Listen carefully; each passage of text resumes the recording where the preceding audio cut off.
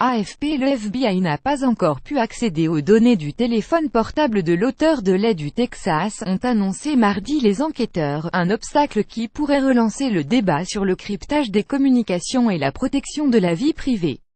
Le tueur, de 20 Patrick Kelly, a notamment contacté Père pendant sa fuite après avoir ouvert le feu dimanche sur des fidèles rassemblés dans l'église de Sutherland Springs, une bourgade de 400 habitants, tuant 25 paroissiens dont une femme enceinte et en blessant 20, selon les autorités. Un différend familial, notamment une dispute avec sa belle-mère à qui il avait envoyé des messages de menaces, pourrait être à l'origine du carnage, selon les enquêteurs. À cette heure nous ne sommes pas capables d'entrer dans ce téléphone, a expliqué Christopher Combe, responsable de l'enquête pour le FBI, lors d'un point presse 48 heures après les.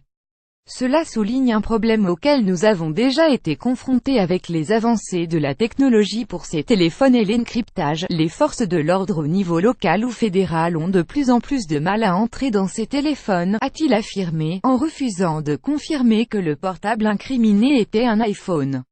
Apple s'était retrouvé au centre d'un bras de fer avec la justice américaine en refusant d'aider la police à contourner les mesures de sécurité pour accéder au contenu crypté d'un iPhone appartenant à l'un des auteurs de l'attentat de San Bernardino en Californie, qui avait fait 14 décès le 2 décembre 2015.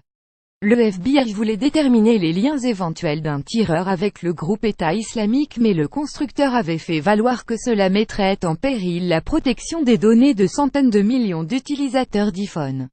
Le FBI avait finalement réussi à déverrouiller l'appareil grâce à des prestataires extérieurs qui n'avaient pas été identifiés.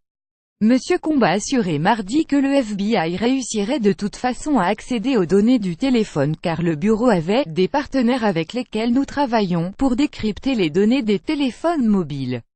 En octobre, le directeur du FBI Christopher Wray avait admis l'ampleur du problème de décryptage sur le travail des enquêteurs, indiquant que les données de près de 7000 téléphones portables n'avaient pas pu être débloquées dans les 11 précédents mois même si la police fédérale a l'autorité légale pour le faire.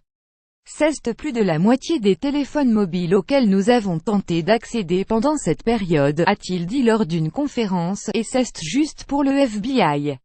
C'est un énorme problème, a souligné M. Wray, affirmant que cela perturbait des enquêtes sur des affaires de drogue, de trafic d'êtres humains, d'antiterrorisme, de contre-espionnage, de gangs, de crime organisé et de pédophilie.